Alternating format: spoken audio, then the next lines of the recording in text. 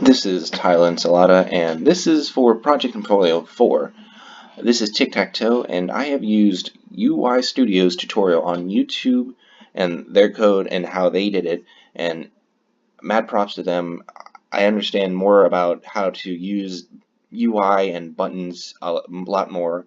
I knew a basic understanding, but phenomenal work by them. So here we go. Let's get right into the game. So this is the main menu. I made it so that you do play, begin game, instructions, or quit. So the instructions go to what it says to do. Player's goals is to get either vertical, horizontal, or diagonal with X or O's. Begin the game. Goes to the game. We choose your X or O, click it, bam. X wins. O wins. So let's choose X, try and get a draw.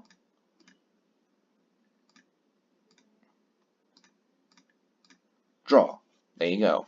So now, restart the game, goes back to here. But now let's get right into the code. So right here is the code. These are all public. A lot of them are all public, so I can set them in Inspector to set the panel, text, or button. Same thing for this. This sets the color for the panel that I wanted to have, or the text, the color that I want it to have. Right here, this says the text for the buttons that show the X or O. I have to set those in the instructor as well.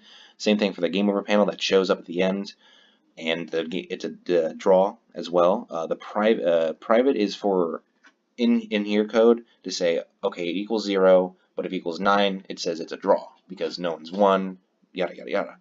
I have to set the restart button so that you can click it and it will work properly.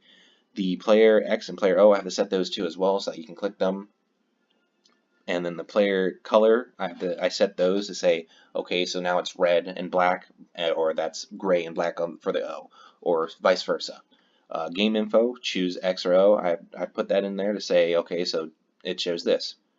Right here on Awake, we have game over panel. We have to set that inactive. We don't want to see any of this yet until the game is either done or, yeah, basically the game is done. Right here, we have the player side.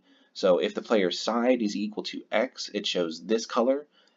O is set to the other color, and then vice versa. When it's O, it sets the color. And then we have start game.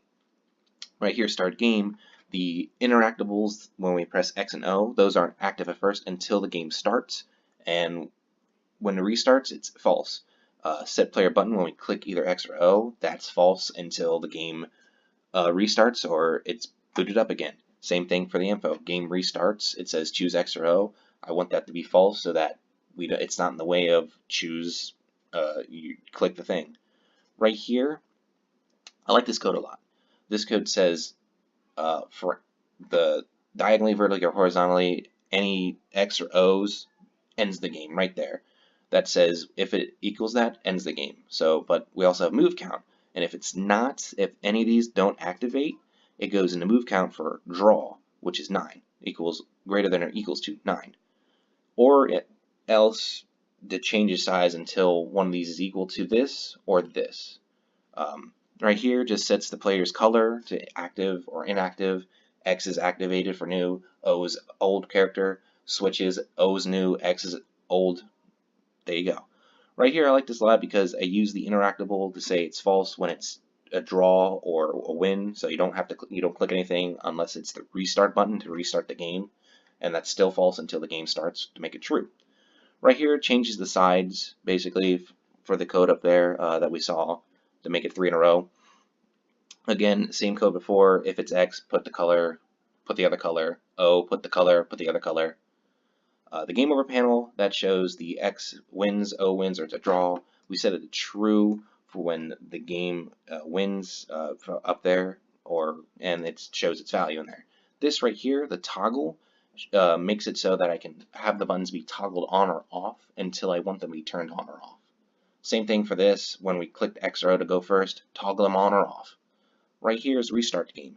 So when we restart the game, it sets these 3 back to its default because we don't want to see them. Sets these back to true. We want to see them because we need to know what the rule is.